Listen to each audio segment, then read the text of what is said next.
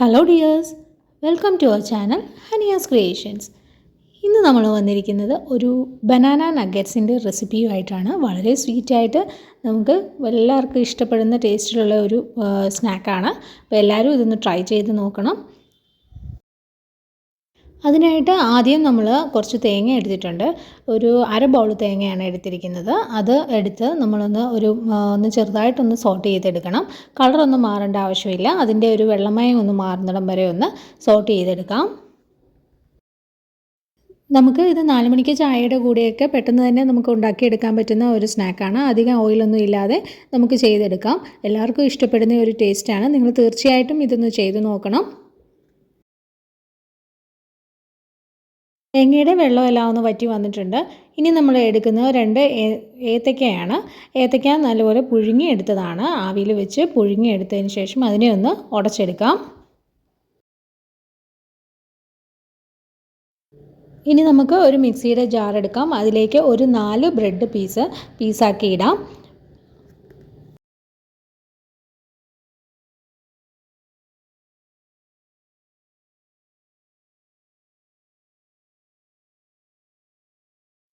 അതിൻ്റെ കൂടെ തന്നെ നമ്മൾ നേരത്തെ എടുത്തു വെച്ചിരുന്ന തേങ്ങ അതും കൂടെ ഒന്ന് അതിലേക്ക് ഇട്ട് കൊടുക്കാം.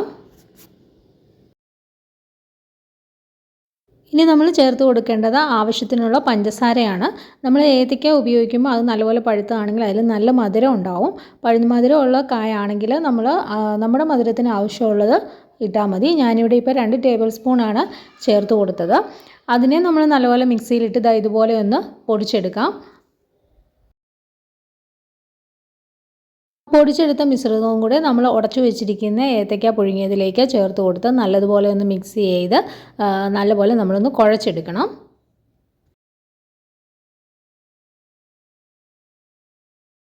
നമ്മുടെ കയ്യിലൊന്നും ഒട്ടാത്ത രീതിയിൽ നമ്മൾ കുഴച്ചെടുക്കണം. എന്നിട്ട് ഇങ്ങനെ ചെറിയ ഉരുളകളാക്കി എടുക്കാം. ചെറിയ ഉരുളകളാക്കി എടുത്തിട്ട് നമുക്ക് ഇഷ്ടമുള്ള ഷേപ്പിൽ ആക്കിയെടുക്കാം. ഞാനിങ്ങനെ ഒരു റൗണ്ട് ഷേപ്പിലാണ് ആക്കിയെടുക്കുന്നത്.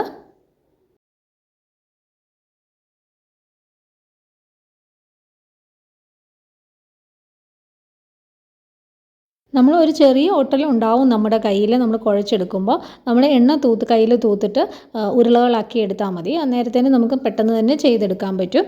നമുക്കിഷ്ടമുള്ള ഷേപ്പിൽ ചെയ്തെടുക്കാം.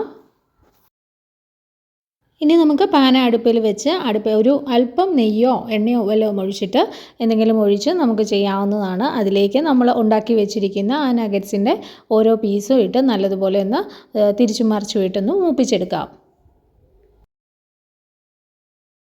ഇതിന് നമുക്ക് അധികം ഓയിലോ ഒന്നും ആവശ്യമില്ല. അതുകൊണ്ട് തന്നെ വളരെ ഹെൽത്തി ആയിട്ട് തന്നെ നമുക്ക് ചെയ്തെടുക്കാം. വളരെ കുറച്ച് മാത്രം ഓയിൽ ഒഴിച്ച് നമുക്കൊന്ന് ടോസ്റ്റ് ചെയ്ത് എടുത്താൽ മതിയാവും.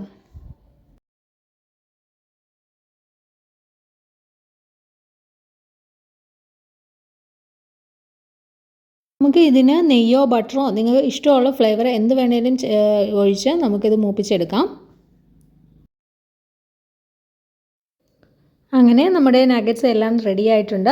വളരെ ടേസ്റ്റി ആയിട്ട് നമുക്ക് പെട്ടെന്ന് ഉണ്ടാക്കിയെടുക്കാൻ പറ്റുന്നതാണ്. എല്ലാവരും ഒന്ന് ട്രൈ ചെയ്ത് നോക്കണം.